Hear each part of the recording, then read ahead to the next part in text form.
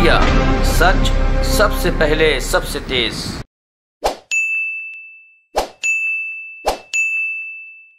नमस्कार साथियों, आज इस विशेष पत्रकार वार्ता में आदरणीय श्री राहुल गांधी जी का और आप सबका स्वागत है।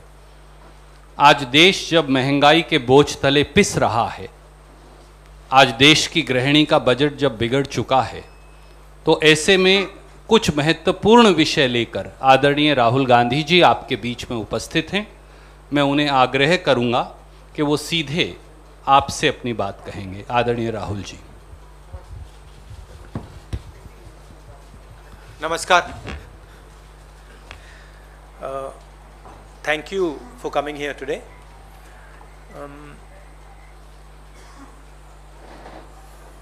आज मैं प्राइस राइज की, पेट्रोल, डीजल और गैस की कीमत के बारे में आपसे, देश की जनता से बात करना चाहता हूँ। डीजल, पेट्रोल, ये तकरीबन इकोनॉमी के हर भाग में कहीं ना कहीं इनपुट होता है इसका। तो जब डीजल और पेट्रोल के दाम बढ़ते हैं, एक तो डायरेक्ट चोट लगती है और एक इनडायरेक्ट चोट लगती है। डायरेक्ट चोट लगती है जो गाड़ी में, स्कूटर में, ट्रक में डीजल पेट्रोल डालता है, उसको डायरेक्ट जेब में चोट लगती है। और इनडायरेक्ट जो लगती है, जब डीजल का, पेट्रोल का दाम बढ़ता है तो ट्रांसपोर्ट कॉस्ट बढ़ती हैं। ट्रांसपोर्ट कॉस्ट बढ़ती हैं तो सब चीज़ के दाम बढ़ते हैं। और पिछले 7 साल से हमने एक नया आर्थिक पैराडाइम देखा है। एक तरफ डीमोनेटाइजेशन, दूसरी तरफ मोनेटाइजेशन। ये एक तरफ डीमोनेटाइजेशन, दूसरी तरफ मोनेटाइजेशन। और फाइनेंस मिनिस्टर ने कहा, मोदी जी ने पहले कहा था मैं डीमोनेटाइजेशन कर रहा हूं, और फाइनेंस मिनिस्टर कहती रहती है मैं मोनेटाइजेशन कर रहा हूं। तो जनता ये पूछ रही है कि मोनेटाइजेशन किसका, डीमोनेटाइजेशन किसका? क्योंकि मोनेटाइजेशन हो रहा है तो किसी का तो हो रहा होगा, और डीमोनेटाइजेशन हो रहा है तो किसी का हो रहा होगा। तो मैंने आपके लिए, मोदी जी के लिए बहुत अच्छी तरह लिखा है। देखिए, डीमोनेटाइजेशन किसका हो रहा है?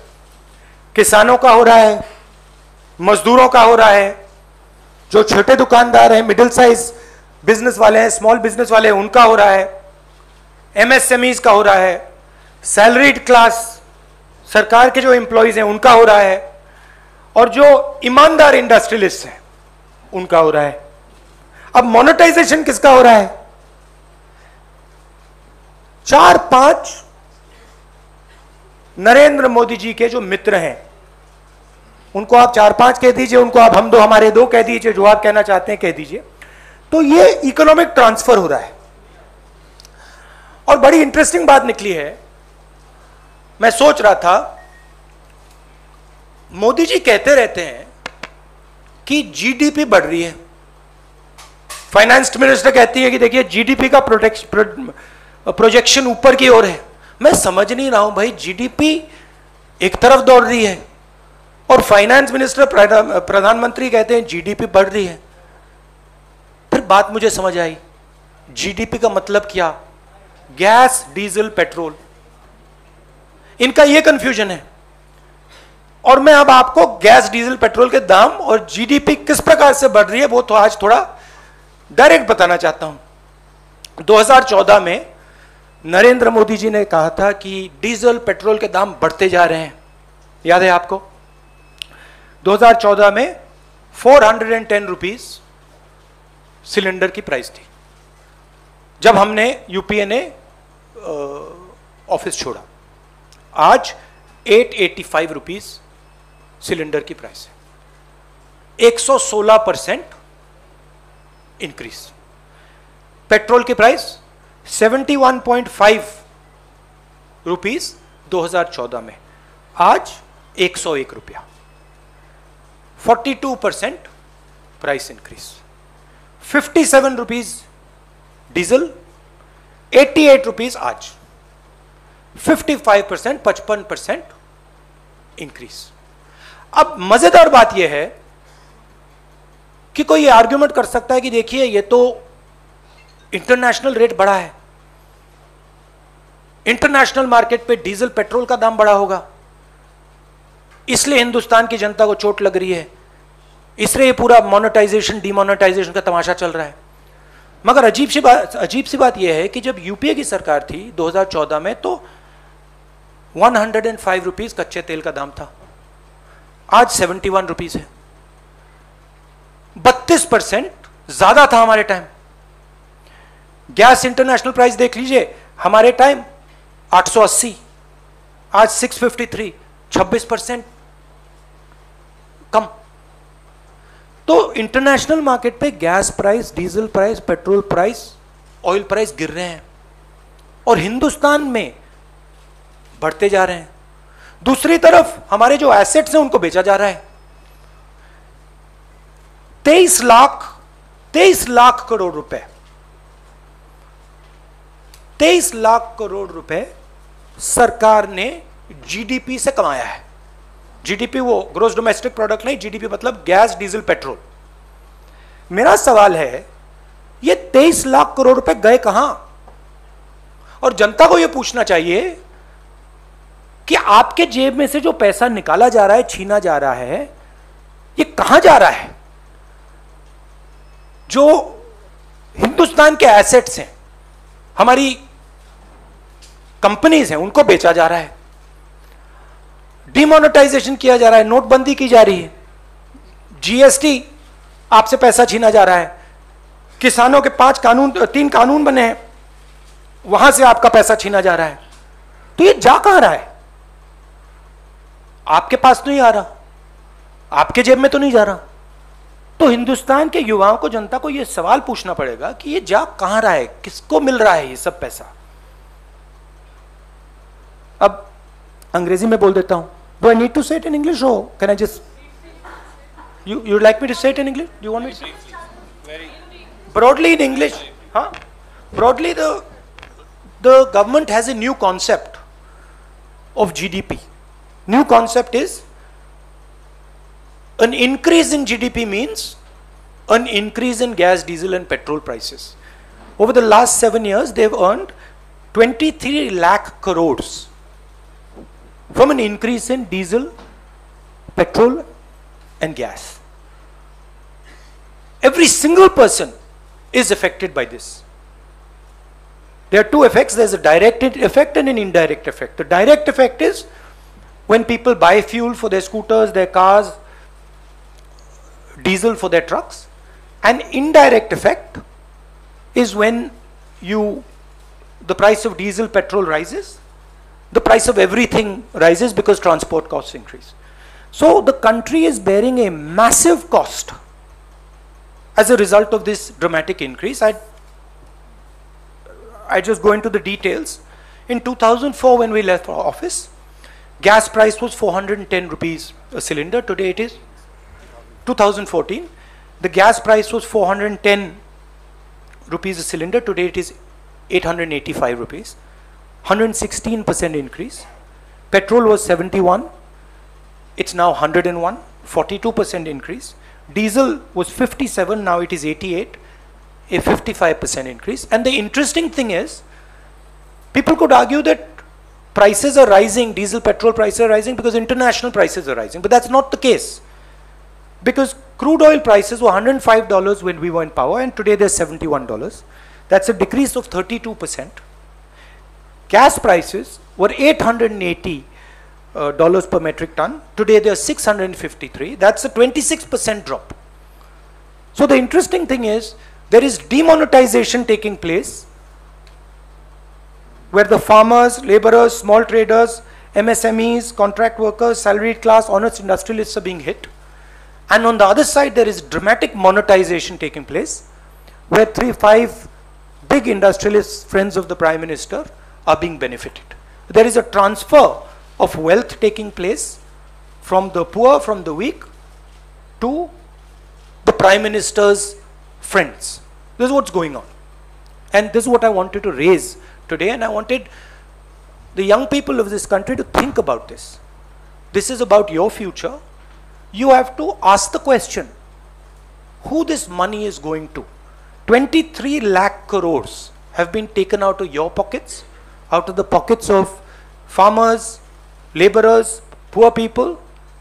Question is, where are they going? At the same time, we see the finance minister talking about monetization, where your assets, the assets of this country, are basically being given away at cut rate prices again to 3 or 4 of the Prime Minister's favorite people. So that's what I wanted to raise today. If you have some questions, I'm happy to answer them. I would like to keep the focus on price rise and on diesel petrol prices. Thank you, sir. Arun will begin with you.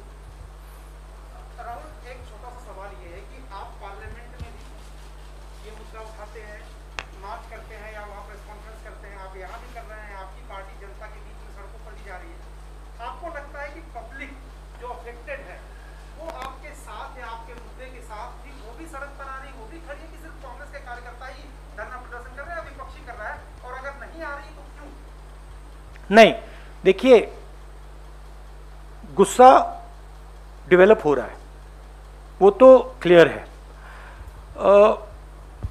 मगर दूसरी तरफ जो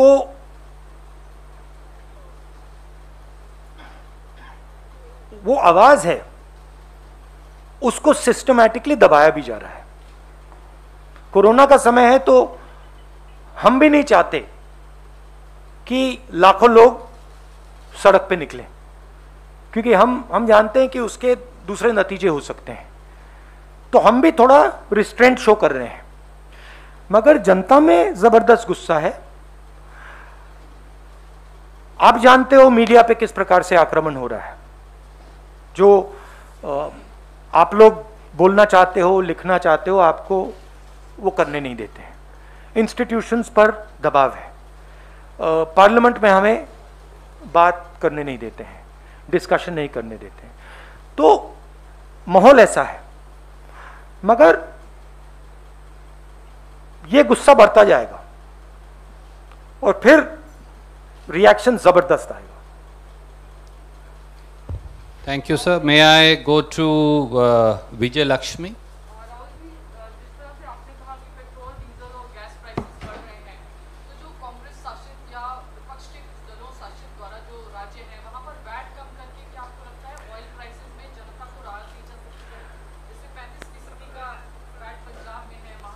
See, we can do this on the margins. हम margins में ये कर सकते हैं, but the main thrust of it, right, is the question that 23 lakh crores. See, if the question was that international prices are going up, no problem. But that's not the question. International prices are not going up. 23 lakh crores are being taken by the government of India. It's not a question of what is Chhattisgarh government going to do, Punjab government going to do. The question is, what is happening to this 23 lakh crores? Why are the people being made to pay for this? ये जो 23 लाख करोड़ रुपया है, ये जनता के जेब से निकाल कर ट्रांसफर किया जा रहा है ना। सवाल तो वो है। आप कह रहे हो कि हाँ ठीक है, छत्तीसगढ़ गवर्नमेंट क्या करेगी, पंजाब गवर्नमेंट क्या करेगी, मगर सवाल वो नहीं है।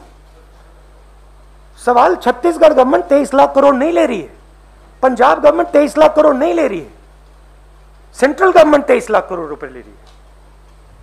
Thank you sir. Uma Shankar ji from NDTV.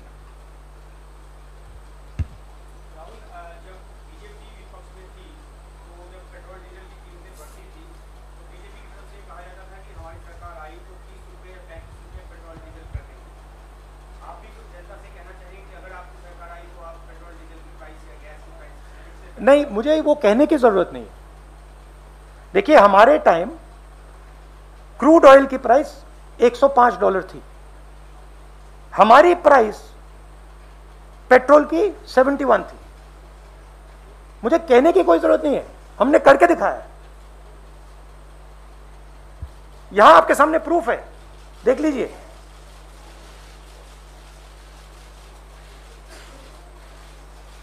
अच्छी तरह देख लीजिए। तो ये कहने की बात नहीं है, ये रिकॉर्ड है।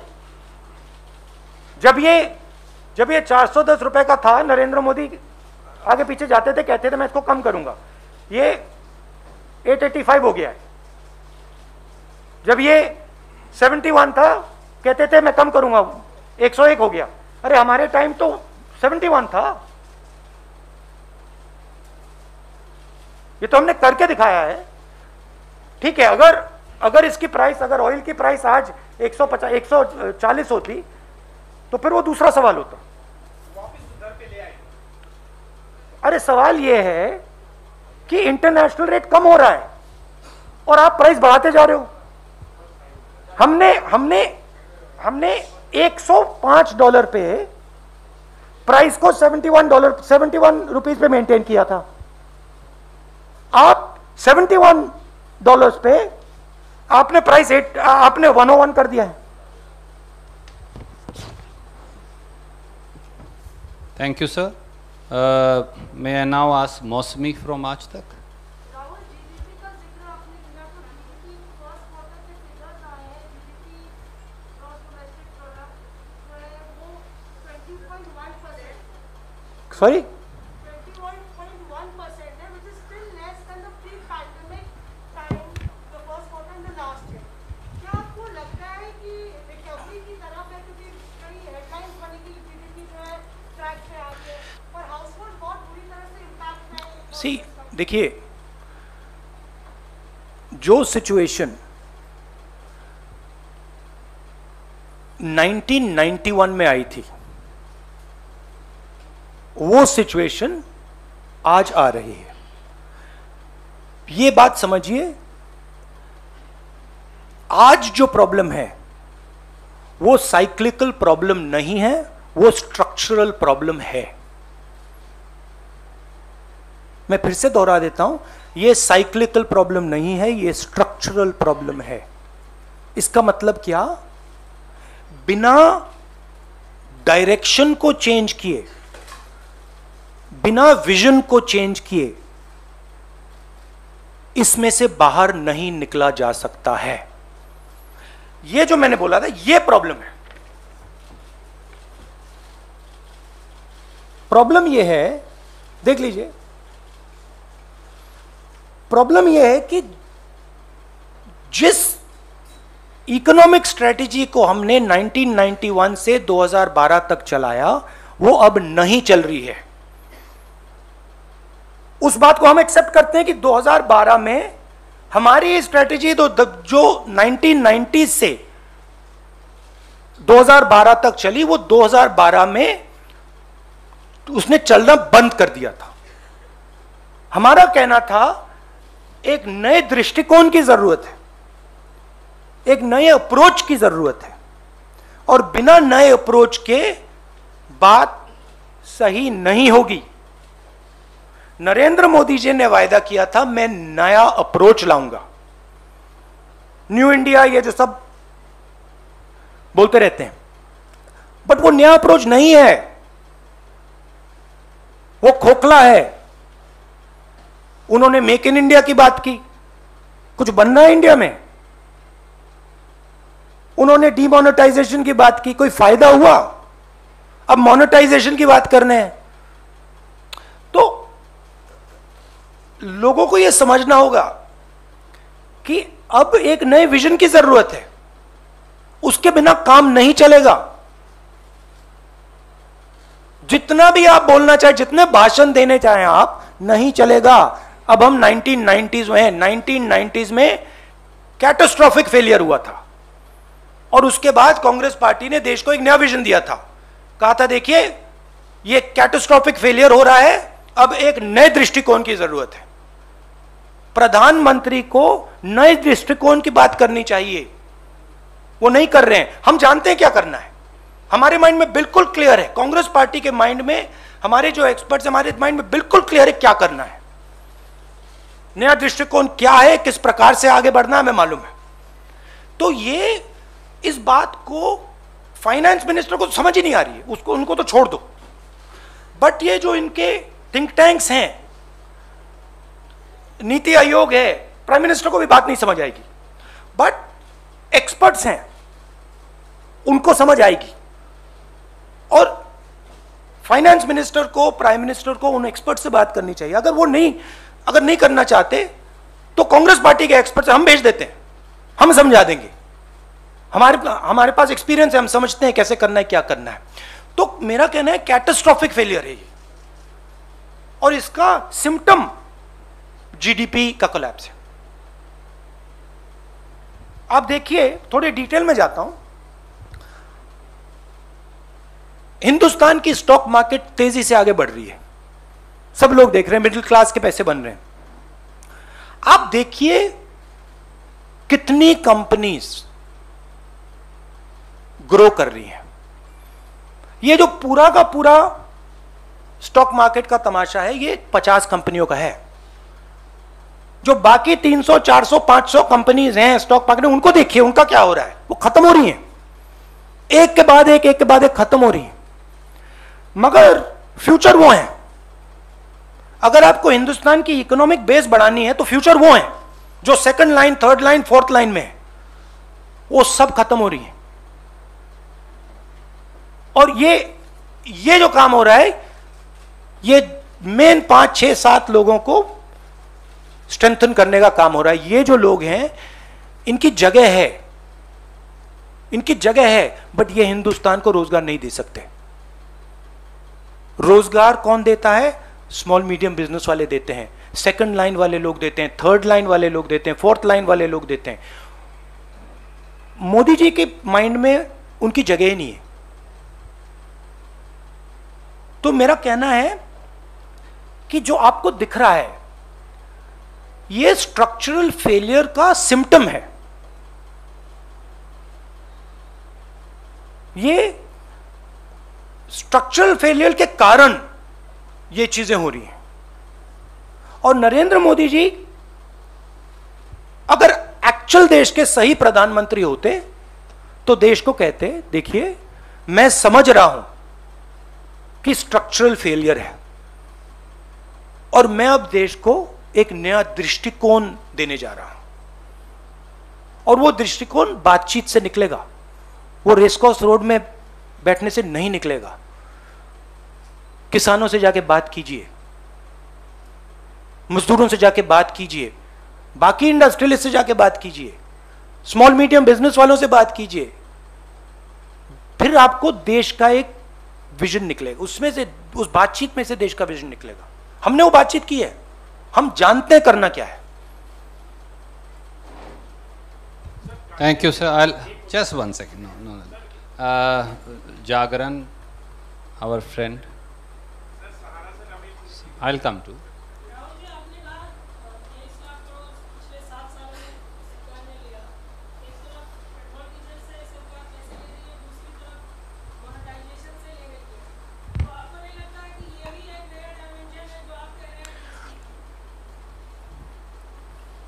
देखिए, मैं ध्यान से अपना ऑब्जर्वेशन करता हूं, मैं सोच समझ के करता हूं। बेसिकली क्या हो रहा है, मैंने आपसे कहा कि स्ट्रक्चरल फेलियर है और सरकार पैनिक कर रही है। सरकार, नरेंद्र मोदी एक्चुअली डर गए हैं, रियलिटी से डर गए हैं। उनको दिख रहा है कि मैंने देश को ये वायदे किए थे और इन वायदों को मैं पूरा नहीं कर सकूंगा, उनको दिख रहा है। और वो पैनिक में आ गए हैं, अंदर डर पैदा हो गया है। और जब व्यक्ति में डर पैदा हो जाता है तो वो रिस्पॉन्ड नहीं कर सकता है, वो रियलिटी है। प्राइम मिनिस्टर, फाइनेंस मिनिस्टर, जो इनके बेसिकली जो कोर मिनिस्टर्स हैं, ये पैनिक में है। इनको ये नहीं समझ आ रहा कि करना क्या है। तो कभी कोई कहता है भैया देखो मोनेटाइजेशन करो, वो उठा के बेच देते हैं। कभी कोई कुछ और कहता है तो ये, बट ये जो फ्यूल प्राइस पे जी रहे हैं, ये इंटरनेशनल प्राइस ने इनको बचा रखा है। जिस दिन, और जैसे मैंने कोरोना की बात कही, मैं फिर से बोल रहा हूं, जिस दिन ये क्रूड ऑयल की प्राइस आज क्या है, 70 है ना, 70 है ना आज, अगर ये गलती से भी 70 से 80, 80 से 90, 90 से 100 हो गई, यहां पे पूरा मामला कंट्रोल से बाहर चला जाएगा। तो ये देश की सिचुएशन है, ये रियलिटी है। अच्छी लगे ना लगे वो अलग बात है। इसको देख के कि हमारे जो प्रधानमंत्री हैं वो घबरा गए, डर गए, इसको देख के चाइना भी अपना प्लानिंग कर रहा है कि हिंदुस्तान बेसिकली एक प्रकार से इकोनॉमिक क्राइसिस में है, लीडरशिप क्राइसिस में है, पैनिक में है, तो हम जो निकाल सकते हैं निकाल लो। ये हो रहा है। अच्छा लगे खराब लगे वो मैं नहीं जानता, मेरा काम सच बोलने का है। ये रियलिटी है देश की। Last question. राहुल जी, महंगाई आज नहीं बढ़ी है, पिछले 7 सालों में लगातार आंकड़े बताते हैं पेट्रोल, डीजल और रसोई गैस के दाम बढ़ते जा रहे हैं। लेकिन जब हम चुनावों में देखते हैं तो क्या कांग्रेस इसको मुद्दा नहीं बना पाती, या लोगों को आपको लगता है महंगाई से असर नहीं पड़ रहा? आखिर मैंने इसका जवाब आपको पहले दिया। Institutional capture, gagging of the press, not allowing the true voice to come out, threats, intimidation, violence. Thank you.